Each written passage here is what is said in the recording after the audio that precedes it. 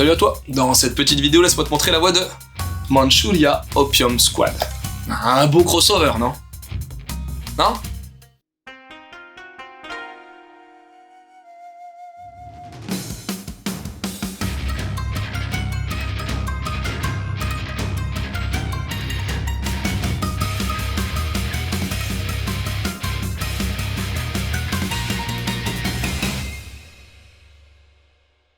L'histoire. On est dans les années 30, 1930, en Mandchourie. Et pour y voir un petit peu plus clair, la Mandchourie, c'est une région de la Chine qui, à cette époque, était contrôlée par l'Empire du Japon. Et on va suivre la vie de Higata Isamu, un jeune d'à peine 18 piges, un peu frêle, qui va devoir intégrer l'armée Jap, super dur à l'époque. Bon, je te passe les détails, mais il va lui arriver une paire de sales coups, dont le fait que sa mère va choper la peste. Et pour tenter de la soigner, il va vouloir gagner de la thune. Beaucoup de thunes. Comment? En se servant de ses compétences scientifiques pour produire de l'opium top qualité. Et c'est là qu'il va faire équipe avec la fille d'un des hommes les plus influents de Chine et que tout le destin de cette région va basculer.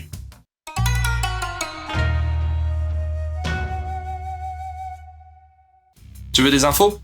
Bon, ce manga, Manchuria Squad, est somme toute assez récent puisqu'il est paru au Japon en 2020 dans le Young Magazine de la Kodansha.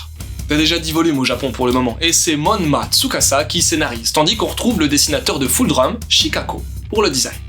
A noter que son vrai nom est Hakoichi Toru, et qu'il fut l'assistant d'un certain Hara Yasuhisa sur Kingdom. Le monde est petit, non?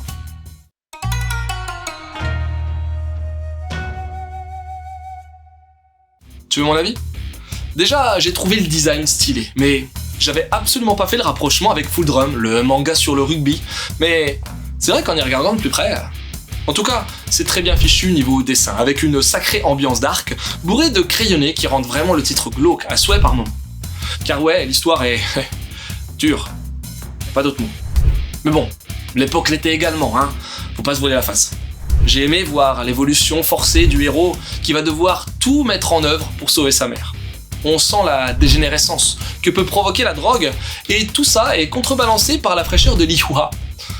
Bon, la fraîcheur, somme toute relative, hein, tu me diras, mais voilà, la trame est bien posée. Entre récits historiques romancés et photographie crue de l'époque, un petit régal pour les aficionados du genre.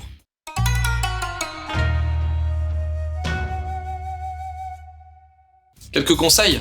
Direct, je te parlerai de Rainbow, que ce soit pour le trait à la fois classe et roots, mais aussi pour la noirceur du récit. Full Drum, histoire de voir Shikako performer dans un tout autre registre.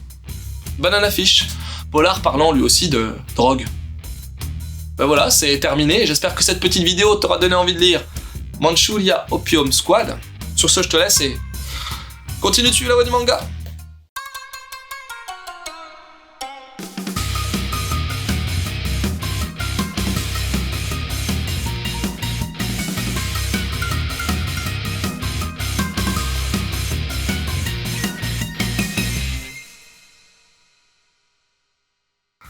L'opium.